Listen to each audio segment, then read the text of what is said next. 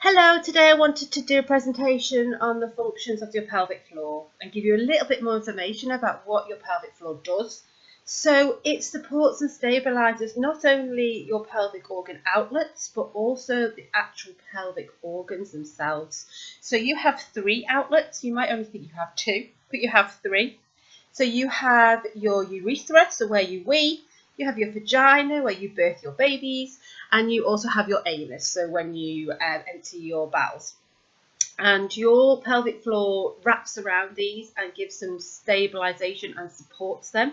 And your internal organs, we've got your bowel and your bladder and your uterus, and again we want them to stay where they are, and that's why your pelvic floor is so important, to give them support. Next up, it connects both locally and globally to your entire myofascial musculoskeletal system. So this is where your fascia and your connective tissue, it's all interlinked. So by working on your foot, you can actually be working on your pelvic floor. If you've got any tightness in your jaw or your shoulders or your neck, it could actually be a compensation of the weakness that's going on in your pelvic floor.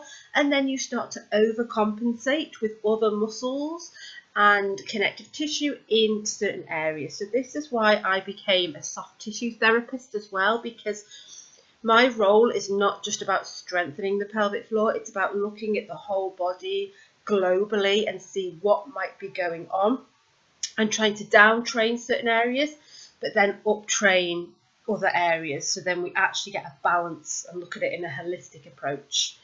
Yes, it can be controlled, both voluntary and involuntary. So voluntary means you are consciously doing your pelvic floor activations, and involuntary is when you do cough, laugh, sneeze. You should be able to involuntarily contract and activate your pelvic floor, but actually we lose that sometimes. So then we have to start training and retraining your pelvic floor to do this.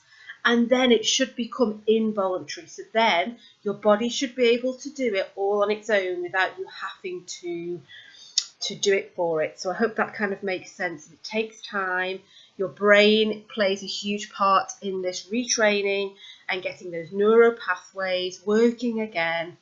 And then your body should then instantly be able to do that activation without you having to prompt it. We have sphincters, so your bowel and your bladder have these sphincters, and they help to close the bladder and the bowel to stop anything from exiting. So again, if you do cough, laugh or sneeze, it may be that that sphincter isn't strong enough and hasn't got that control to withstand that pressure, and so you leak. So when you're doing your pelvic floors, we are also working those sphincters to really help deal with that intra-abdominal pressure that goes through the body. So then your body can empty when it needs to, but then it can hold when it needs to as well. It's part of the core. It helps to resist, like I said, that intra-abdominal pressure. So when I talk about the core, I'm talking about your diaphragm, the way you breathe. It's huge. I'm talking about your tummy muscles, your TVA, your transverse abdominis muscle. I'm going to do a few other presentations to really focus on these areas. We talk about pelvic floor, and we'll talk about your back. So your back, this is your support, your core. And when I talk about doing your pelvic floor, we're not just talking about your pelvic floor. We're talking about that deep transverse abdominis muscle. We're talk about your diaphragm and the way you breathe. And we're talking about those multifidus muscles. So they're like sphincter muscles of your back, and they give you the support. It's to help you function and support and stabilize. And then, yes, lots of my clients come back to me, and the added benefit of doing your pelvic floor and having a functioning pelvic floor is that you experience better sexual pleasure. So your orgasms are stronger, because that is basically a contraction of the pelvic floor, and then you want it to relax, let go, and you can enjoy it a lot more. And, lots of people come to me with, suffering from painful sex for whatever reason. There's lots of things that are going on there, and I work with them to help with that side of things as well. So yeah, definitely one of the top things on the list is that, yeah, they get better sexual pleasure by working their pelvic floor.